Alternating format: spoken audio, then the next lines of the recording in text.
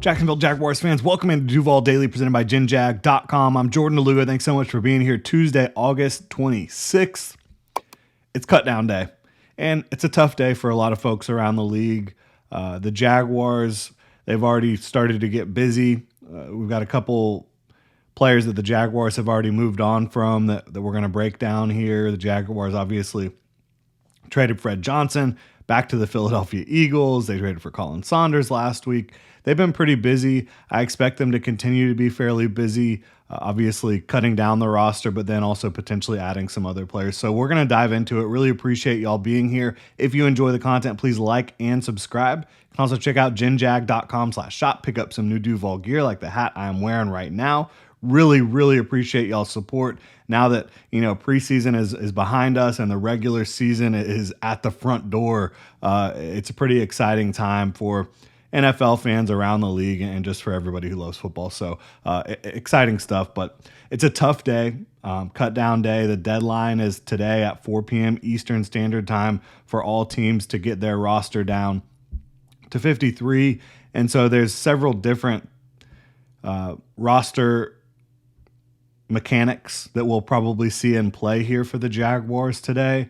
Obviously releasing a number of players. I think you'll also be looking at potentially the reserve/pup list or the injured reserve for several of the Jaguars currently injured players. Potentially, you think about like a Buster Brown, a Cole Van Lanen. There's a couple other guys as well, players that were looked at as kind of week to week.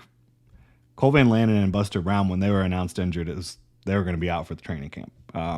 So they kind of feel like maybe they're going to start on one of those injured reserve or reserve/pup list type deals. And then that would limit them for, they wouldn't be available at all for the first month of the season. And then you look at Caleb Ransaw, Jalen McLeod, couple draft picks, Wyatt Milam. All these guys are dealing with things injury-wise. So those numbers, if those players start on injured reserve or reserve/pup list, they won't impact the 53. And so you could see players make the 53 that, if there was perfect health on the roster, would not be on the 53, so they could keep jobs for a little bit while longer until some other guys get healthy. That's something to keep in mind. But the Jaguars, again, they did release a couple players already. I imagine over the next several hours, we're going to get more news on that. I doubt that it's going to be like a deadline thing where you don't find out exactly who's been released until the deadline, although it is their right to wait until right around the deadline to kind of announce all these things. But the two players that have been released, we just found out about Daniel Thomas, Jaguars safety, who's been around here for a number of years. Was he 2020? Yeah, he was in the 2020 draft for the Jaguars, 5th round pick. He's been in Jacksonville that whole time. And then John Wolford, who the Jags brought over this year, who has experience with this staff. He was with the Rams, Bishop Kenny graduate, go Crusaders. And he was also released by the team yesterday. So, as I'm recording this video, we might be getting more news about different cuts. But that's what we've got to talk about right now. We'll do another show later on, probably this afternoon after we kind of get a lot more information and can talk about the 53 more completely. But I wanted to go ahead and do this as kind of like a primer and talk about the couple guys that were getting released already that we know about. So when you talk about Wolford, started games in this league for the Rams, and he's an athletic quarterback. He can really run around back there, make some plays. Didn't really know exactly what to expect from him coming in here for the Jaguars in 2025, because obviously you have your starting quarterback, but you also have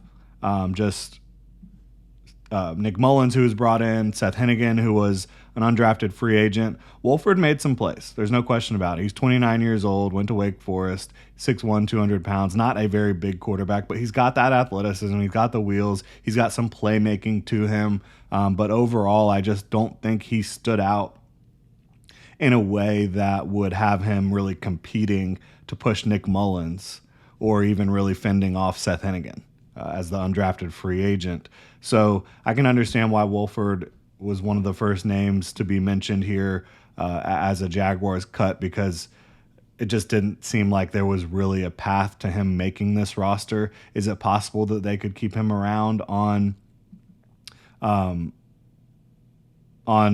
practice squad? Absolutely. And that's another key roster mechanic you're going to be finding out about here soon, who is going to be on the Jaguars practice squad. 16 players on the practice squad allowed this year. So there's a number of names that are currently on the roster that will be released, cut, and then I guess waived and then added to the practice squad in the coming days or so, probably in the next 24 hours or so, quite honestly. So John Wolford, moving on for now, potentially. He could definitely be back on the practice squad. When I look at quarterback, I think Trevor Lawrence and Nick Mullins are going to be the two guys on the roster. I think they're going to try to stash Seth Hennigan. He had a pretty good preseason overall. I mean, he had a nice collegiate career.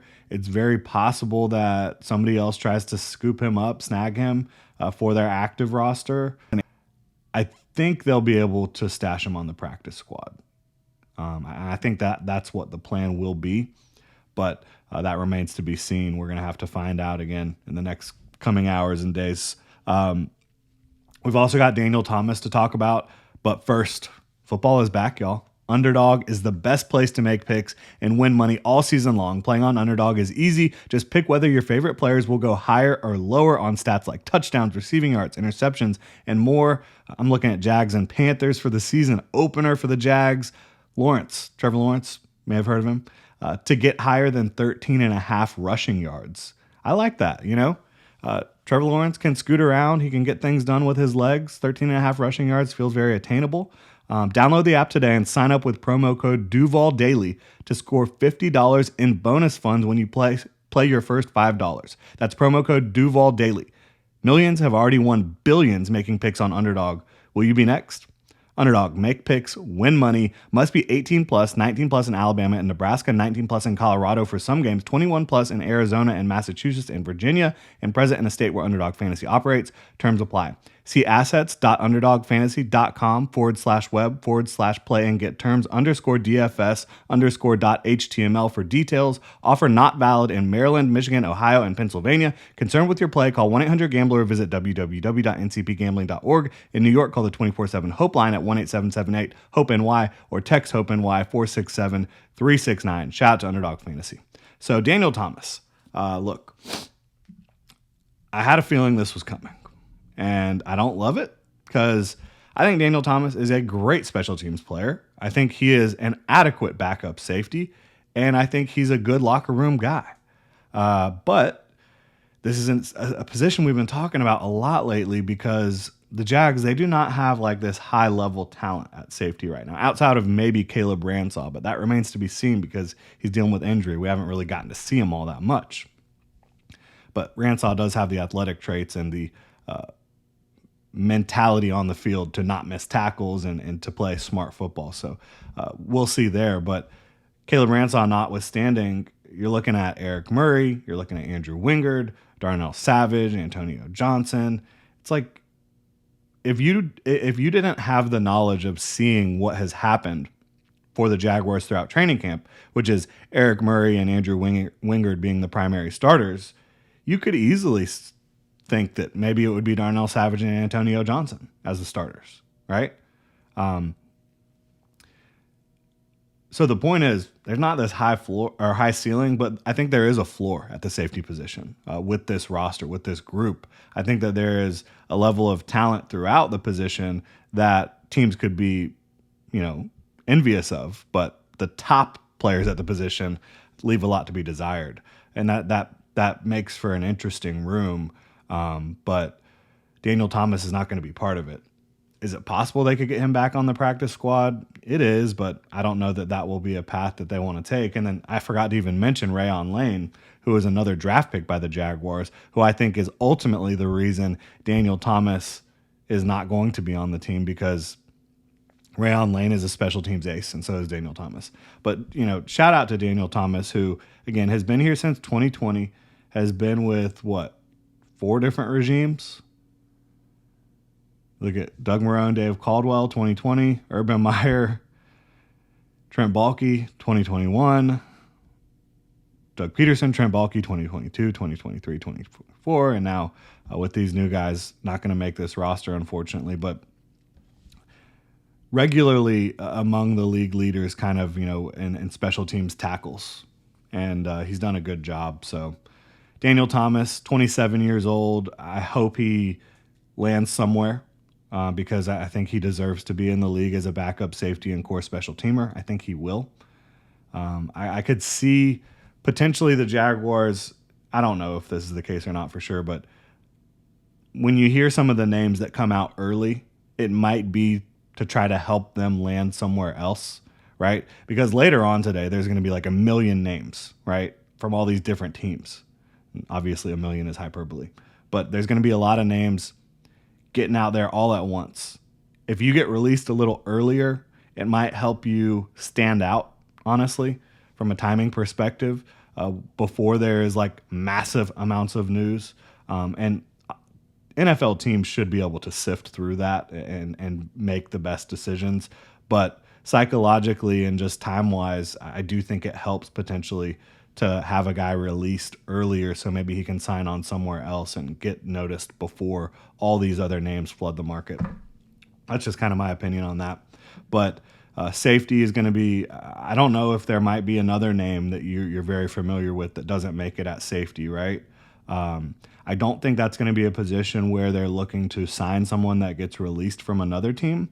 But when I look at some other spots that I think the Jaguars could potentially add a player from another team, I definitely look at wide receiver.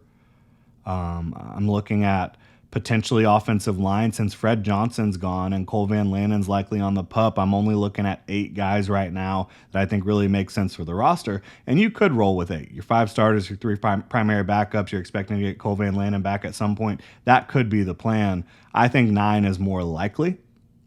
And so I could see them definitely signing someone from a different team. As we know, wide receiver, they were in on Devon Vele trade, and that didn't go through for them. He ended up going to the Saints. Shout out to Sean Payton there. Defensive tackle, I think they're probably locked in, I would say. You have Eric Armstead, Mason Smith, Devon Hamilton, Colin Saunders. All those guys feel pretty locked in.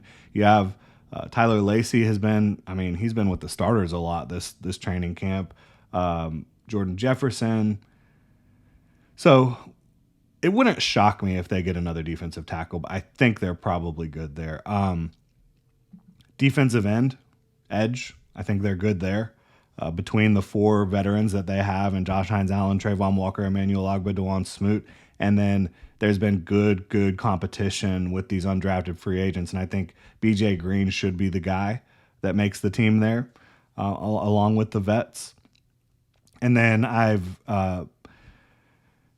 think Yasir Abdullah probably isn't going to make it. I think Dennis Gardeck they will keep on the active roster, and then Foye, Devin, Jack Kaiser, Ventrell Miller. I don't think that Chad Moom is going to make the team. So that's kind of where I'm looking at linebacker there too. Just running y'all through some of the different spots where I think they're either locked in with what they've got or they might be active potentially. I think wide receiver and offensive line and corner might be the most likely for them to add from another team. Reason I say corner is obviously with the Travis Hunter situation, you have some roster flexibility there because he's one player that's playing 2 spots that helps you out. But at corner, you have Tyson Campbell, Jordan Lewis, Jarian Jones. I think Buster Brown is probably not going to start on the 53 because of his injury, and he'll come later. And then, you've got Christian Braswell, Jabbar Muhammad. I don't know that anyone else is going to make the team. I don't know that either of those guys are locks to make the team. There might be players out there that are about to get cut that the Jaguars would value higher than either of those guys. So that's one to keep an eye on too. Really appreciate y'all tuning in. We will have updates for you throughout the day. If you enjoy the content, please like and subscribe, and y'all have a good one.